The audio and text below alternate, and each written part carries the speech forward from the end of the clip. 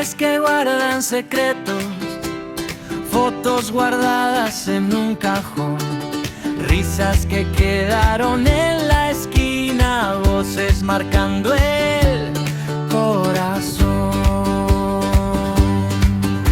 Nacido y criado en Quilicura, personas, historias del ayer. Cada recuerdo abre una ventana para volverlas a ver. Nacido y criado en Quilicura, personas, historias del ayer. Un solo barrio, tantas memorias que aún nos enseñan qué hacer.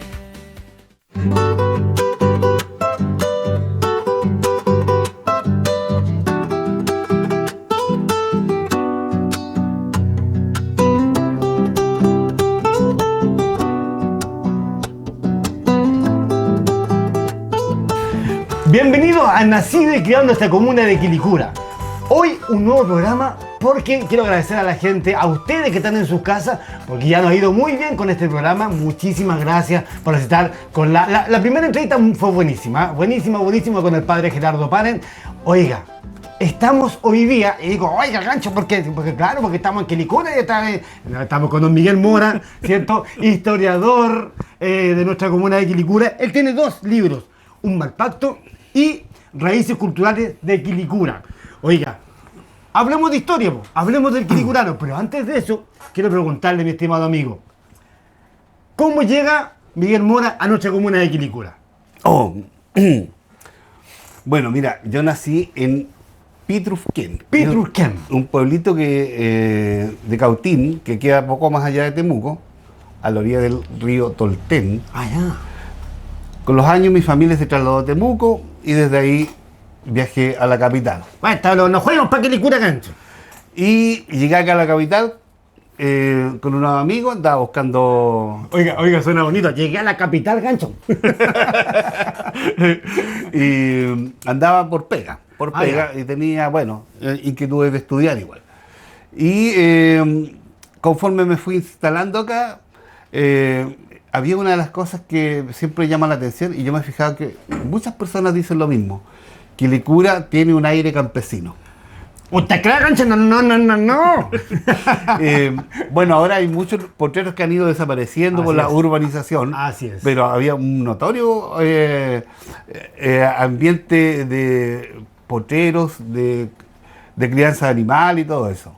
Bueno, usted sabe que yo soy nacido en nuestra comuna de Quilicura, por eso que yo le hablo así como cantadito, oiga, qué gancho. Bueno, esas cosas solo nos pasaba cuando chicos. Y quiero contarle, don Miguel, que obviamente muchas de las historias que usted cuenta han pasado por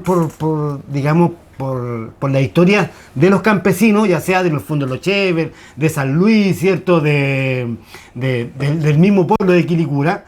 Y cuando yo leo su libro, digo, mira, esto le pasó al Jano Torres, o esto le pasó a Campito, o esto le pasó a los Pizarros, y bueno, a los Valladares, hay tantos, a los Cancinos también, ¿cierto? Y así un montón de apellidos que antes eran como bien huastecos por gancho, que eran del campo. Bueno, la historiografía actualmente cada vez valora más la entrevista a personas que han tenido experiencias concretas, ya sea negativas o positivas. Cada vez valora más que la gente transmita. Antes se hablaba de personas que entregaban esta información de primera fuente, pero ahora ya tiene un carácter distinto porque la investigación ha obligado a revalidar en un contexto más rural la experiencia de las personas. Bueno, Miguel Mora, usted escribió Raíces culturales. Mi pregunta es, ¿cómo nace Quilicura? ¿Cuándo nace Quilicura? ¿En qué tiempo? Yo lo sé, pero quiero preguntárselo para nuestros televidentes. Ya. Se podría decir que hay dos respuestas a esa pregunta. Quilicura. Una primera respuesta, si uno se toma desde el punto de vista formal de cuando se creó administrativamente la comuna, políticamente cuando se creó, ¿cierto? En 1901. Así es. Pero la localidad ya existía y ya era identificada como Quilicura. Y hay mucha historia hacia atrás que que podríamos decir la ignoraríamos si partimos de esa fecha solamente.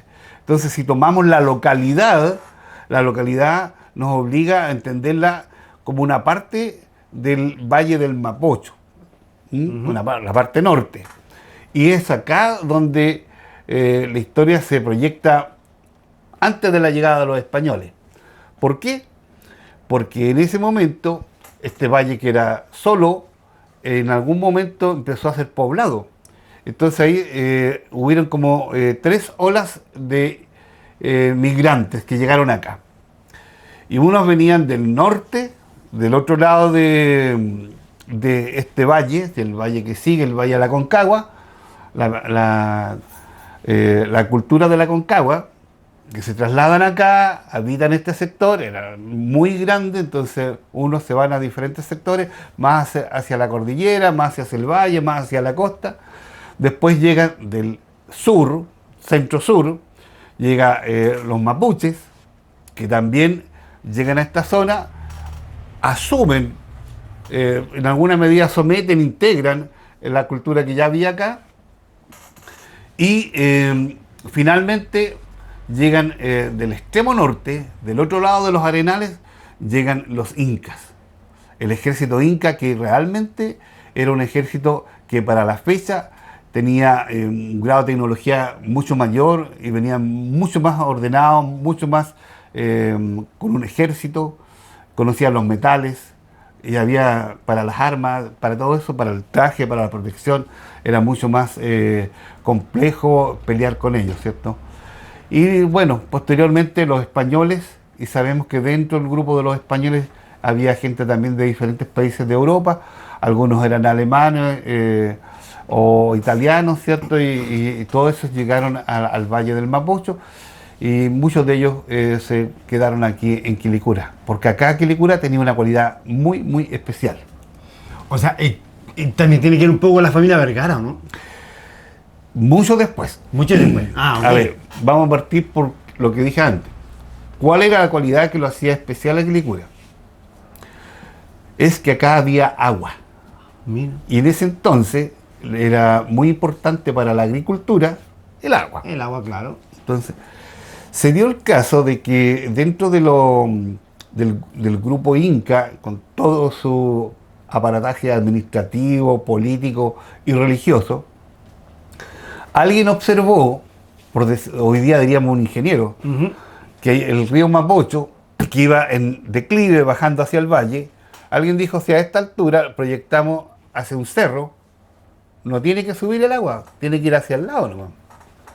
Y así lo hicieron, cruzaron el cerro San Cristóbal y acá, lo que hoy día es Huachuraba, a esa altura dejaron caer el agua de un despeñadero y cae abajo. Y esa caída de agua, a ese lugar le pusieron el Salto. Ah, bien. Por eso ahora esa población se llama el Salto. Mire, Claro. qué bueno. Ahora, del Salto se formó un humedal, ahí había una laguna, Ya, empezaron a ok. llegar aves, qué sé yo, y aparecen 3 grandes canales que se distribuyen hacia este sector. El Carmen es uno. No, No, no, eso es más tarde. No la asunté. Eso es más tarde. Ya. Estamos hablando del periodo Inca todavía. Ya, ok. Uno que se llama uno que va a dar al sector de donde está, ¿cómo se llama esto? Girando, uno que venía directo a Quilicura, ¿ya? Ya. Otro que daba la vuelta hacia el sector de Conchalí. Ok. Y un tercero que, por lo menos los cronistas que han tratado de identificarlo, no le pillaron algún nombre y le pusieron la sequía sin nombre, que se iba hacia el norte bordeando la cordillera y después avanzaba hacia el valle. Y parece ser, o todo casi lo indica, que sería como los inicios del estero Las Cruces. Ah, mira qué increíble, ¿eh? Entonces, esa agua que llegaba por la sequía Quilicura, que iba en línea recta, llegaba a la parte agrícola, a la parte un poquito más alta donde hoy día son los humedales, donde pasa el estero, y esa servía para la agricultura. Y llegando acá, dicho de otra manera, llegaba al inicio ya donde está la calle Manuel Antonio Mata, y se dividía en diferentes partes para llevar agua a las diferentes haciendas y sus diferentes sus distintos plantaciones, ¿cierto? Claro. Diferentes tipos. Y eso le da una característica especial a Quilicura, porque en otros lugares no estaba esa agua. Aquí ya estaba instalada cuando llegan los españoles y Ya había agua, ya había sequía, ya. esa sequía ya estaban instaladas. Y donde después, con los años después, nos íbamos a bañar nosotros. Mira, Claro. ahora, eso no quita que en el siglo XIX llegó el Canal del Carmen, Claro. que es muy singular. A alguien se le ocurrió que en la precordillera, que tiene inclinación, hicieron como un sacado y por ahí tiraron el canal, a media falda, por decirlo. Ya. Es lo que es muy ingenioso, por decirlo. Eso en el siglo XIX. Pero también llegaron otros canales después, en el mismo siglo XIX, a principios del siglo XX, etc. Eso hace que desde el punto de vista de lo que es la época, agricultura, Quilicura destacaba porque tenía agua y eso era muy, muy importante. Y por lo mismo uno cuando subía al cerro veía tanto campo tan lindo, porque se veía precioso El verde. desde el cerro, el verde del cerro. El verde hacía destacar todo. Claro. Frente a la agricultura, se podría decir que se generó una cultura, no solamente era una actividad económica, sino que había una cultura asociada con esto.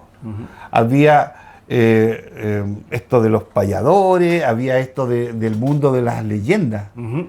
Y de ahí, porque este periodo, ¿cierto?, agrícola se extiende en Quilicura bastante, del siglo XVI hasta el siglo XX, principio del siglo XX. Claro. Entonces, sí generó una cultura. Habían los patrones, Sí. los peones. Bueno, yo tuve patrón, también fui peón. Claro, entonces había todo un camino ahí que incluso generó una leyenda que nosotros conocemos. Un mal pacto. Y la leyenda del diablo de allá, pues de allá, de calle San Luis, Ajá. donde está el Cristo, qué sé yo, y todo eso. Claro. Hicimos una recopilación de distintas versiones. Ya. Y si bien costó mucho tratar de hacerlas coincidir a veces, salió este librito que se publicó. Entonces, podríamos decir que hemos rescatado. Siempre hay posibilidad de pequeñas variaciones en las versiones. Porque, Oye, ¿y por qué un mal pacto? Ajá. No el pacto. Una duda mía, ¿no? Un pacto es un acuerdo, ¿cierto? Sí. Se ponen de acuerdo dos personas, qué sé yo. Y seguramente uno da una cosa y el otro da otra. Correcto. Entonces nos ponemos de acuerdo, nos damos la mano, ese es un pacto, ¿cierto? Bueno, en este caso era el dueño de un fondo, Luis Segers, que... Que todavía existe la calle Luis Segers, por si acaso. ¿Ah? Sí, sí, y del fondo San Luis. Sí, pues el fondo San Luis, que es la calle San Luis, porque ustedes ubican acá en... Claro. Y en ese lugar, este señor, al parecer, le iba muy mal, según la leyenda. Esto no necesariamente es historia, es leyenda. Le iba muy mal económicamente y él termina por hacer un pacto con el demonio. Claro, porque además habían habían varias historias que personas habían visto al señor con cuatro patas, el diablo, ¿cierto? Pero me da la impresión que la historia se centra en don Luis Segers, ¿no?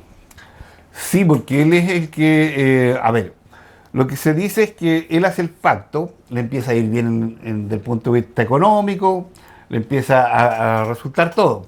Bueno los sembrados, buena la venta de sus animales, toda la economía iba genial. Yeah. Mejoró su casa, todas esas cosas positivas.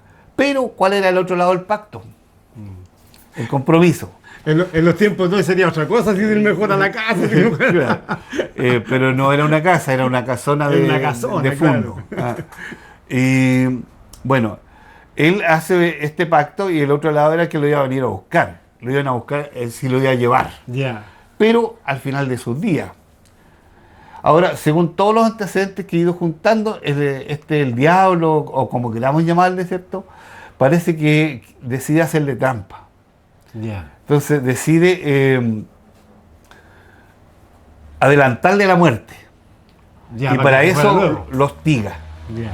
Lo empieza a visitar, lo empieza a presionar, lo Qué empieza a volver miedo, loco. ¡Qué miedo! Y ahí viene este tema de que aparece un personaje que lo quiere ayudar, que es amigo de Segers, lo quiere ayudar. ¿Y quién es ese personaje? Yo digo yo de Cagüinero, no digo yo de... No, ¿Ah? ¿Cómo están? No, yo voy a escuchar, saber, pues si no es aquel que. Ya, dele no. Un hermano del personaje que hablaste tú delante, ¿cuánto se llamaba? ¿Vergara? Ah, de la familia Vergara. Francisco Vergara. Mire. Tenía un hermano aquí en Quilicura. José Francisco Vergara. No, el hermano de él. Ah, el hermano de él, ya. Vergara. Y él fue muy importante en la historia de Quilicura. Sería largo hablar de. Nos cambiaríamos la familia de tema, Vergara, claro, porque hay hartas claro, cosas. representó a Quilicura cuando recién formamos, al principio, en el siglo XIX, 1990, integramos la municipalidad de Renca. Oye, a propósito. Y éramos parte de Renca, éramos renquinos. Oiga, a propósito, bueno, dos cosas de A ver. eso. Una, encontré un tren por allá de la familia Vergara que antes estaba acá en Quilicura. Un datito por ahí lo tiré a las redes. Y segundo, claro, pues, usted como dice Renca, antes el Quasimodo llegaba hasta Renca, pues. Sí, pues llegaba hasta Renca. Claro, lo que pasa es que éramos Renca. Claro. Renca está subdividida en tres grandes segmentos y uno de ellos era Quilicura. Oiga, una talla. A ver. Los que son antiguos se van a acordar si éramos de Renca, porque cuando los carabineros venían de Renca a buscarnos. Sí, venían por el cerro. Bueno, en el año 1900 las personas de aquí se organizaron y le hicieron una carta al presidente de la República donde solicitaban que se separara este segmento, Quilicura, de la municipalidad de Renca. Y más o menos, suena tragicómico, más o menos los 9 meses viene el aviso de que sí se logra aprobar esa propuesta y sale el decreto que funda Quilicura. Oiga, pero que se fue para su lado, cuénteme un poquito más de la leyenda, que quedáis yo medio, que digo, ay, es que quiero saber quién fue, oiga, eso que usted me está diciendo que alguien fue que le dijo que le ayudó a alguien o algo así, pues. Emilio Vergara. Emilio Vergara. Él no solamente empieza a investigar, bueno, primero se acerca al amigo y el amigo termina confesándolo, mira lo que hice, estoy arrepentido, me va a venir a buscar. Y él empieza como a investigar y a generar una especie de ¿qué puedo hacer para salvarlo? Ya. Y lo consigue, pero tenía que hacer 3 cosas. Ya. Y esas 3 cosas eran sí o sí. Wow. Entonces vino el día en que don Luis Seger estaba ya demasiado enfermo, demasiado mal también. Ya pasándose película, como diríamos los jóvenes de hoy día. Claro, porque lo visitaba el demonio, o sea, Claro, no sí, era una no era cosa cualquier persona. No te iba a visitar, te iba a dejar contento. Claro. Cada- La muerte. Oh, Cada vez quedaba más psicótico, por decirlo así. Por eso digo. Y llega esta fecha en que lo quieren, se va a morir, entonces lo llevan a una capilla que se había instalado en el mismo fondo.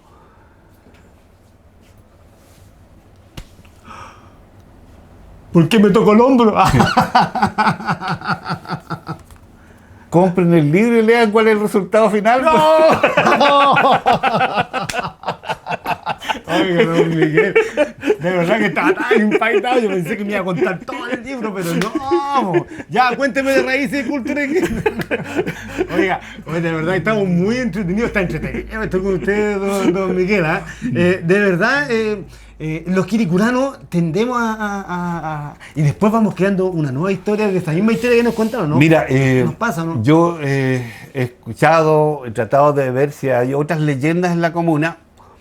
Y la verdad Por ejemplo, es que la de la ay, ¿La Llorona? La Llorona. Ya, pero ¿cuál es la diferencia? Yo califico como a este grupo de situaciones que se habla de ellas como apariciones. Ya. Pero una leyenda y una historia detrás. Y el pasto verde. Y hay un el pasto desarrollo. verde. Y el pasto verde. Don No.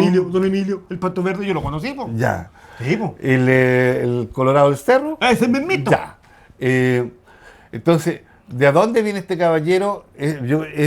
Porque mira, se habla de la Llorona, ¿Quiere que le cuente se habla algo? del cura sin cabeza. ¿Quiere que le cuente algo? A Yo ver. conversé con ese caballero, po. Sí, pues yo conversé con él y que yo iba para el lado del cerro. ¿Y no te da miedo? No, nunca me dio miedo. Ah. Es que ¿sabes lo que pasa? ¿Sabes lo que pasa, don Miguel? Es que a mí me enseñaron de chico, era como raro porque decían, tenés que tenerle miedo a los vivos, no a los muertos. Era porque nosotros vivíamos al frente del cementerio, Ya. ¿cómo se llama? En la parcela de los Chever. ¿Ya? Entonces, claro, nuestro patio era el cerro.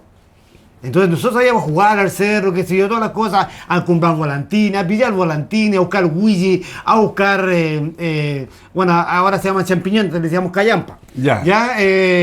A buscar conejo también, ¿cierto? De repente andaba un cabrito por ahí medio, unas cabritos, digamos, de Bueno, chivo. ¿otras cosas las cabritas? No, chivos, Ya, chivo, ¿cierto? Porque antes se criaba mucho chivo, mucho en los cerros. Y claro, a veces uno se queda por ahí perdido y coopera.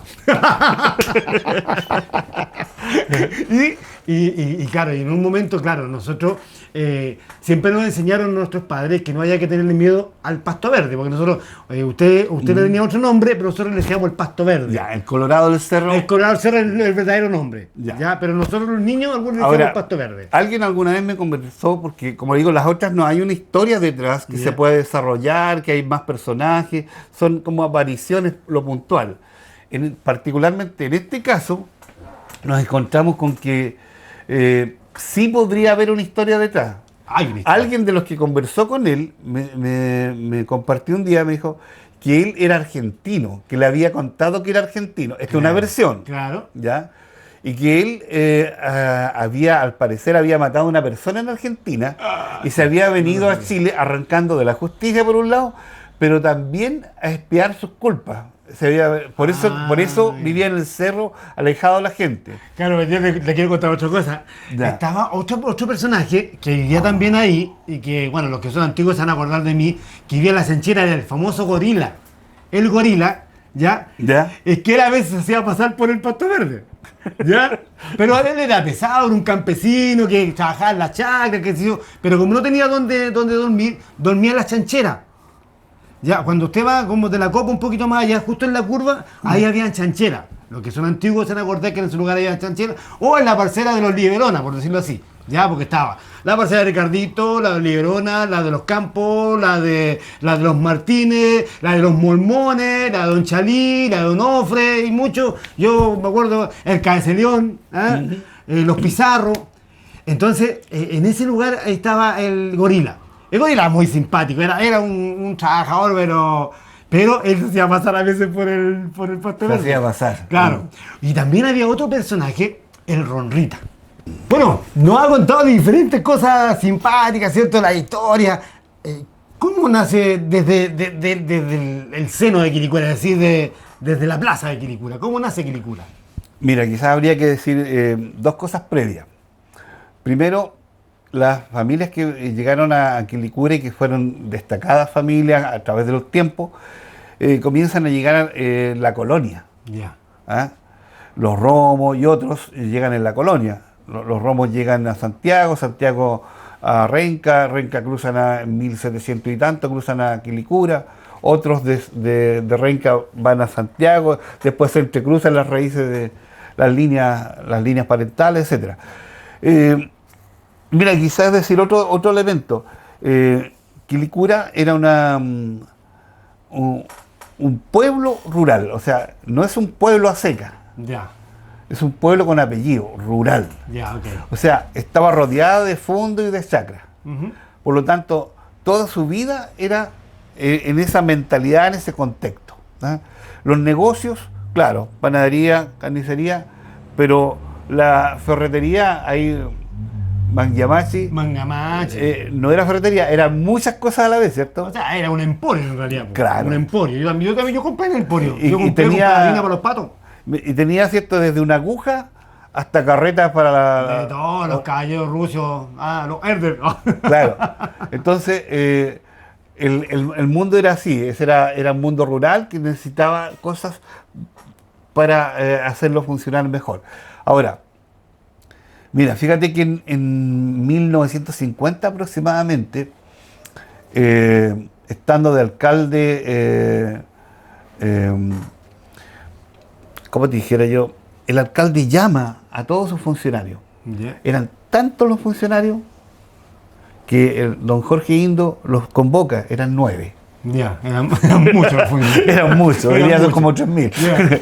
Eran 9 y les dice, el dinero que llega para financiar el municipio desde el gobierno central es tan poco que no tengo ni para el sueldo de ustedes. Diciendo ellos. Ahora, ¿por qué sucede eso? ¿Y qué consecuencias tiene? Sucede porque cuando nos separamos de Renca, al hacer la carta solicitud, esta carta exagera un poquito las buenas condiciones económicas de la comuna. Entonces, cuando nos tomamos después ya con sedes, se forma la municipalidad y empieza a organizarse, ¿cierto? Los de distintos departamentos, secciones, a darle nombre a las calles, números, a organizar la parte de los impuestos para que lleguen a tesorería, etcétera. Era poco. Entonces, cuando llegaban los recursos del centro, alcanzaban para 1 o 2 proyectos. Y todo era poco. La plaza, de hecho, son terrenos que se donan. La municipalidad no tenía para comprarlo. ¿Ah? Y así muchos sectores que han sido parte del municipio fueron donaciones. ¿Ah? No todos, por cierto, sobre todo en la época actual, que se arriendan o que se han comprado. Entonces, él viaja al ministerio en el centro y pide el apoyo de allá porque tenemos una comuna muy pobre. Y ellos se interesan por Quilicura, estaban en ese periodo formando el primer plano regulador metropolitano de Santiago y se preocupan de Quilicura y lo invitan, vengan a ver acá cómo es Quilicura. Recorren Quilicura y ellos planifican los primeros planos seccionales para instalar industrias en la comuna. Tenemos harto que conversar y por supuesto, claro, porque el tema mucho de historia. Hay un tema que a mí me gustaría tocarlo con usted, porque sé que lo he visto por ahí en algunos documentales, qué sé yo. El tema de los humedales. Para mí, como quilicurano, los pajonales, porque yo, digamos, el Tacopalo, esos lugares me iba a bañar, qué sé yo, íbamos a buscar, a pescar, íbamos a buscar berro, etcétera. Pero el caso suyo, usted ya contextualice la historia de los... Ya, mira. Para mí los pajonales, para usted los humedales. Mira, fíjate que esto se remite... Los estudios los llevan no a poca distancia hacia atrás, ni a pocos siglos, sino muy en el pasado. Lo que hoy día se conoce como la prehistoria, por decirlo así. Antes que existiera el ser humano, una cosa así. Imagínate, una inmensa cantidad de tiempo. En ese periodo se genera una laguna que iba de los pies de los Cerros Renca hasta unos 30 kilómetros al norte. Esta inmensa laguna no es de la época actual. Digo yo, antes que estuviera habitado incluso todo este territorio. Y esa laguna, que era casi como un lago pequeño, cuando se fue secando, fue generando espacios distintos de agua. Una laguna aquí, chica, un humedal allá, otro humedal por otro lado. Pero eso fue un proceso lento, hubo un cambio de clima, se dice por el 8000 a.C., y fue generando estos espacios pequeños, ¿cierto?, donde desapareció la gran laguna. ¿Qué es lo que sería el humedal actual en Quilicura? Sería un residuo de todo aquello que era la gran laguna de tiempo. De tiempo pasado, claro. Claro. Entonces decía, aproximadamente en el año 2013-2014 empezamos a recorrer la comuna identificando su patrimonio. Y una de las cosas que nos pareció muy interesante es recorrer afuera de la parte urbana. Y ahí, rodeados de algunos amigos, entre ellos Quilicura TV, que nos acompañó, hicimos algunos viajes reconociendo la naturaleza que había en ese entorno. Nos dimos cuenta que ahí había una riqueza inmensa y comenzamos un proceso de, primero, darlo a conocer y segundo, tratar de ver cómo podíamos proteger ese espacio.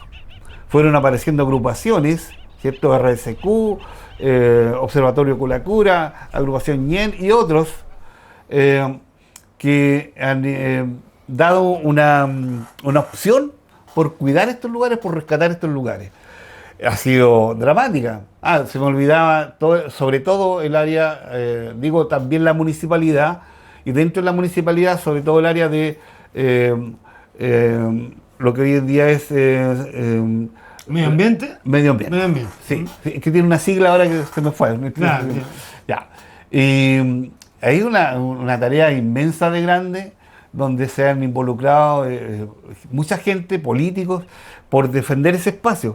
Sí, tiene dueño, hay que ser honesto, pero frente a un planeta que está francamente en decadencia en la parte naturaleza, nosotros decimos, cuidemos esto para las futuras generaciones. Bueno, podríamos estar horas hablando de Quilicura. Sobre todo que, bueno, yo soy nacido y criado en Quilicura. Usted es quilicurano que viene llegando con muchos años en Quilicura. De adopción. De adopción. Lo adoptamos. Pero de alguna manera también decirle gracias por recopilar la historia de nuestra comuna de Quilicura. Segundo, por estos 2 libros, Un mal pacto y Raíces culturales de Quilicura. Sé que se viene un nuevo libro. Cuéntenos un poquito de eso antes que nos despidamos, mi estimado. El estudio de la historia se divide principalmente en 4 áreas: la parte cultural, social, económica y política. Mi primera intención era hacer un libro por cada sección de la historia de Quilicura, pero es un tema demasiado caro, demasiado difícil de financiarlo. Por lo tanto, si bien dice tomo 1 por ahí, no pude seguir esa línea por tema económico, pero sí viene ahora muy prontamente en este año, primer semestre, publicación de un libro, Introducción a la historia de Quilicura, que abarca todas las áreas simultáneamente, desde la conformación del territorio, inicio de la historia, hasta 1925. Bueno, muchísimas gracias, don Miguel Mora, por haber estado compartiendo con nosotros en Nacido y Criado, ¿ya? Así que bueno, vamos a seguir buscando personajes que nos cuenten un poco de lo rico que es Quilicura, de su esencia, de su gente, de sus... ¿cómo decirlo? Usted lo decía muy bien, que no era historia, ¿cómo era? Mira, hay una frase... Su relato, ¿no? Hay una frase que lo puede centrar todo. No se ama aquello que no se conoce. ¡Qué bonito! Y ahí uno aprende a decir, ¿qué es lo que conozco de mi comuna? ¿Ah? ¿Y cuánto le dedico un tiempo a eso?